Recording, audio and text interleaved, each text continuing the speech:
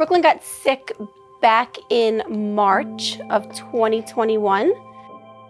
She had some issues going on where she was tired, having trouble breathing. I took her to the emergency room. They did a bunch of testing on her. It was months of blood work and biopsies and running back and forth to doctors, and they just couldn't figure out what was wrong with her. It got to the point where I was having to give her water through a syringe. She was just laying in bed. I couldn't get her up. She wasn't doing anything. I took her to the emergency room. They brought her over to Stony, Brook. They ended up finding a mass in her abdomen the size of a softball. She was diagnosed with AML, and she started her first chemo treatment on November 11th of 2021. Pretty much spent most of our time here. Her rounds of chemo were very aggressive. I stayed bedside with Brooklyn the entire time. I never left her. It was hard not being with her, but when she came home in between her treatments, we'd hang out. I missed out on a lot with my older kids who were home because they couldn't be here. So had there been accommodations for Ronald McDonald House, I would have had them here with me and been able to see them more than I was able to see them. I missed out on a lot in the last year. A Ronald McDonald House at Stony Brook Children's Hospital would be life-changing for families like Brooklyn's, whose mom slept bedside every single night. We want to provide for all of the non-clinical needs of families in the midst of a pediatric medical crisis, so that those families can focus on really what's most important in that situation, which is the health and well-being of their child.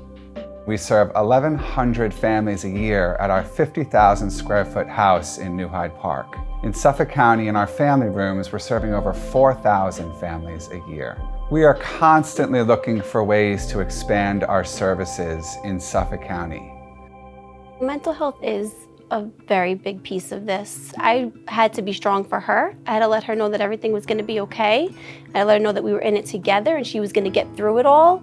So I didn't really have time to focus on myself. You work on no sleep, and then it's hard to take care of your child when you're exhausted. And that's when the volunteers come in. They don't just come around and bring you a cup of coffee. They talk to you. One person that Brooklyn and I both got very close with is Ruth. So Ruth made sure to always bring Brooklyn whatever she could to keep her happy.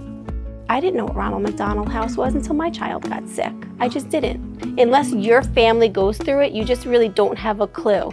And what they do for the families is so incredible. If it wasn't for the volunteers, I had nobody here. It was just us. There are so many ways the community can get involved in what Ronald McDonald House Charities is doing in the New York metro area. You can volunteer at one of our family rooms in Suffolk County or at our house in New Hyde Park. You can do a wish list drive and collect items that are so needed by families living at the organization. You can also donate or attend one of our many fundraisers throughout the year.